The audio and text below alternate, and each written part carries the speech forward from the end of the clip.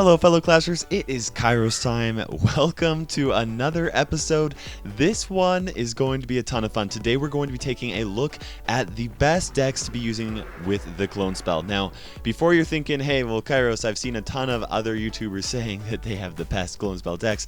What we did is I actually had my clans do a massive clone spell tournament to try and find the strongest decks possible using the clone spell. All of the footage that you're going to be seeing in this video today is going to be including that gameplay from a bunch of players all playing the clone spell, trying to use the best decks.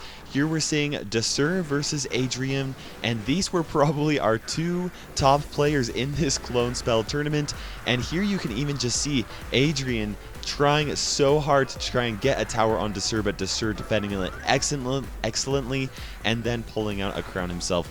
This was a ton of fun, guys. If you're interested in being a part of the Kairos Kingdom clans, definitely check out a link in the description below for the application. We have a ton of fun. We boast strong positivity. So let's go ahead and get started now. We're going to be talking about this deck right here that Desur is playing that actually was probably the most difficult deck for me to beat. It seemed to have perfect counters against the deck that I was playing. It was a very difficult deck to try and face against. And what you see him doing a lot of the time is placing his clone spell at just the right time on his Lava Hound so that that Lava Hound would spawn those pups and really make for a difficult push to try and stop. Now, this was not the deck that actually won the tournament. The deck that won the tournament is the one I'm going to be showing you at the end of the video. But here you see Desur playing a little bit more defensively. He's going to be waiting to try and build up a push and cycle back to his Lava Hound. Yes, this is a Lava Hound cycle deck. Now, the goal shouldn't necessarily be to try to get a bunch of Lava Hounds on the floor, but it definitely can help to be able to cycle back to cards that really work out for you. He's going to counter that Lava Hound by placing the Lava Hound over here and going for the other lane. And you'll see him right here where he's just ready to use that clone spell for the right moment. He does it as soon as that tower locks onto the that Lava Hound. And then Adrian, of course, is worried about that clone. And so what he does is he zaps it, releasing those clone lava pups, which just do so much damage while that Lava Hound really tanks it. Now that the Lava Hound is gone, then there's very little to keep that tower from being taken out. Desur is going for a really offensive push right here. He's ready to use that clone spell once again and just make for an unstoppable push. And here you can see that in action. All of those lava peps just going crazy on that tower. It's such a strong deck. You'll definitely want to try it out if you have the cards to do so. Now we're going to be going over and taking a look at some different interactions of the clone spell. One of my favorites is the fact that you can clone the giant skeleton and release its bomb.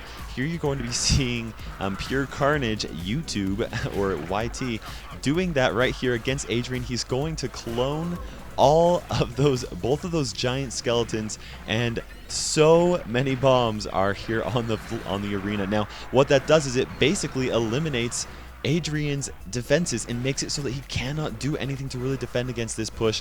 Brings that giant skeleton right down to the tower because that arena was completely cleared, and now that makes for a quick tower. Excellent gameplay right there. One deck that does really well with the clone spell is the Golem deck, and the reason why is because that Golem's death explosion does deal damage to troops, and if you clone it, then that causes a lot of additional spell damage to the troops that are around it, a lot of area of effect damage. Now here you're going to see me using my my Expo deck. I'm placing up my Expo right there. I'm gonna place down another giant skeleton, clone that, to try and do the same thing that we saw in the last replay where we have these giant skeleton bombs that are just clearing the arena, making it so that my Expo can make it to the tower. It didn't quite work out the way that I was hoping in that match, but you get the idea and how you can really use that. In fact, this is one of my favorite decks to be using the clone spell with. You guys know that I'm a big fan of the Expo right now because it's so off meta but still very successful. Here we're going to be taking a look at US Marine 0311's really strong Lava Hound push. What he does is he waits until that Lava Hound is locked onto the tower, and then he plays down that Lava Hound or that clone spell. Now, what that means is we've got two of these really strong troops, and as soon as that first one pops, then the tower locks onto that second one, and so you have double lava pops going down on the tower. Such a strong combination.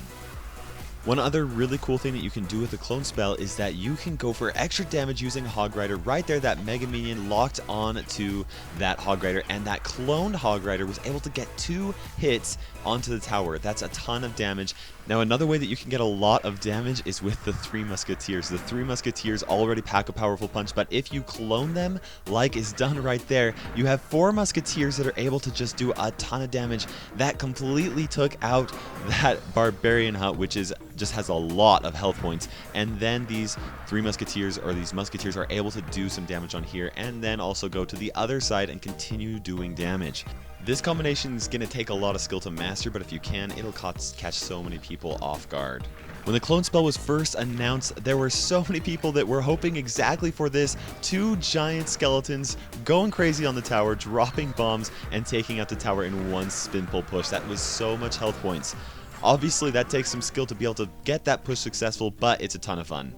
For those of you that are Expo players, this is one of my favorite combinations to use when you have some pumps going up. You place that giant skeleton in front of the Expo, and then when you're able to, you clone it so that it's going to add an additional little defense against your Expo. There's no way anything is going to be able to make it to the Expo because those 2 bombs are really going to eliminate any health points remaining on any troop.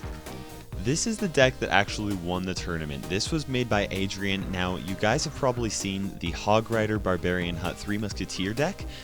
This is actually very similar, but what Adrian has done is he's taken the 3 Musketeers out of the deck and replaced them with the clone spell.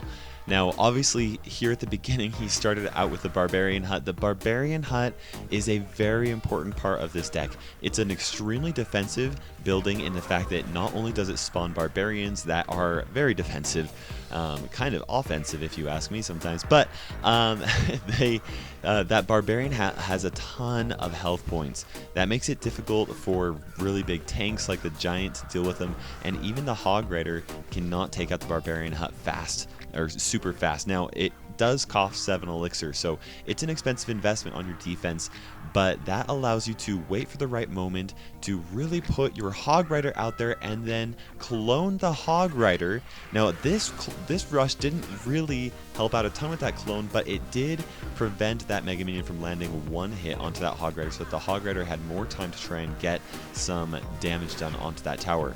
Now Adrian's ready to defend with his log and also those archers, and then also his Ice Golem, which uses defensively, and that Mega Minion just really makes work of that push. Now, that was very quick thinking on Adrian's part. He deserves a high five for that for sure. Now he's ready to place his Hog Rider down. He's going to do it because he knows Leoxam does not have a great defense against the Hog Rider at this moment, so he clones it, and that cloned Hog Rider gets 2 hits onto the tower, dealing over 600 damage. Adrian basically has this match in the bag, especially if he uses his log and his fireball well. He's going to do that log right here to get rid of that princess, but Leoxam does use that clone spell to try and do a little bit of an extra push there. It doesn't quite work out the way that he was hoping for it.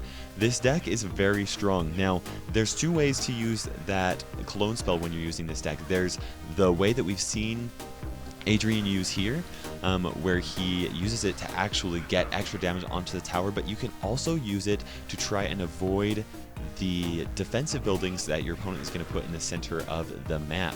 Now, if you do that right, then it makes it very difficult for your opponent. They have to be very careful about where they place their building, and if they do it prematurely and not in the right spot, then you can always do a hog push on the opposite lane. Very strong card.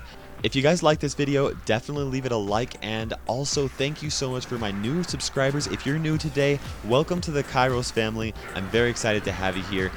If you have any questions or suggestions, definitely leave them in the comment section below. This is KairosTime ticking by, and we will see you in the arena.